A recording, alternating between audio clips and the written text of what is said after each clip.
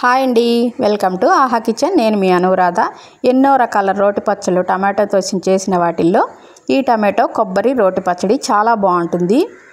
దీన్ని ఎలా చేసుకోవాలో చూడండి. ఇది అన్నంలోకైనా, చపాతీలోకైనా, దోశల్లోకైనా కూడా చాలా బాగుంటుంది. దీనికోసం పచ్చిమిర్చి, టమాటో, కొత్తిమీర, కొబ్బరి తీసుకున్నాం.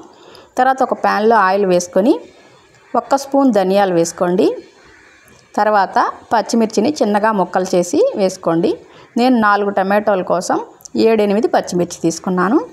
ఒక అరచిప్ప కొబ్బరి తీసుకున్నాను. ఈ కొబ్బరి ముక్కలు కూడా ఇలా చిన్నగా ముక్కలు చేసి ఈ టమాటోలు, ధనియాలు వేగిన తర్వాత ఈ కొబ్బరి ముక్కలను కూడా వేసి కాసేపు వేపుకోండి. తర్వాత వాటన్నిటిని ప్లేట్లోకి తీసుకొని చల్లార్చుకోండి. దీనిలో 4 టమాటోలని ఇలా ముక్కలుగా కట్ చేసి ప్యాన్లో వేసుకొని 1-2 నిమిషాలు టమాటోలని మూత పెట్టి వేయించుకోండి. టమాటాలు మూత పెడితే త్వరగా మగ్గుతాయి. ఈ టమాటాలు ఇదిగో మగ్గిన తర్వాత అన్నీ మనం ఒత్తి చూస్తే మెత్తగా అయిపోవాలి. అలా ఉన్నప్పుడు ఒక కట్ట కొత్తిమీర కూడా వేసుకోవాలి. ఇప్పుడు దీనికి తగినంత చింతపండు, అంటే ఒక గింజ అంత చింతపండు వేసుకోండి. తర్వాత ఒక కట్ట కొత్తిమీరని కొంచెం తరిగి వేసుకోండి. మిక్సీలో తిరిగేటప్పుడు కొత్తిమీర పూర్తిగా అలా వేశారంటే కొంచెం జార్ బ్లేడ్లకి అడ్డం పడుతుంది. అందుకని కొంచెం కట్ చేసి వేసుకున్నారంటే ఈజీగా నలుగుతుంది. ఇలా కొత్తిమీర కూడా కొంచెం సేపు వేగేటట్టుగా ఇలా 2 నిమిషాలు ఉంచుకుంటే సరిపోతుంది.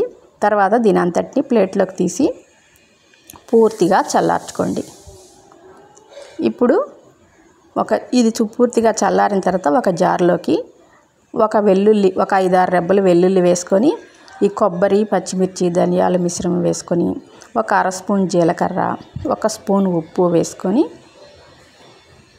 దీని అంతటిని ఇలా మెత్తగా గ్రైండ్ చేసుకొచ్చుకోండి. ముందు కొబ్బరిని, మిగిలిన వాటిని గ్రైండ్ చేసుకోండి. తర్వాత టమాటో, కొత్తిమీర వేసుకోండి.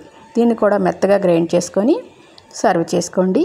మీకు కనుక ఈ పచ్చడి నచ్చితే లైక్ చేయండి, షేర్ చేయండి. నా ఛానల్ని సబ్స్క్రైబ్ చేయండి. Thank you.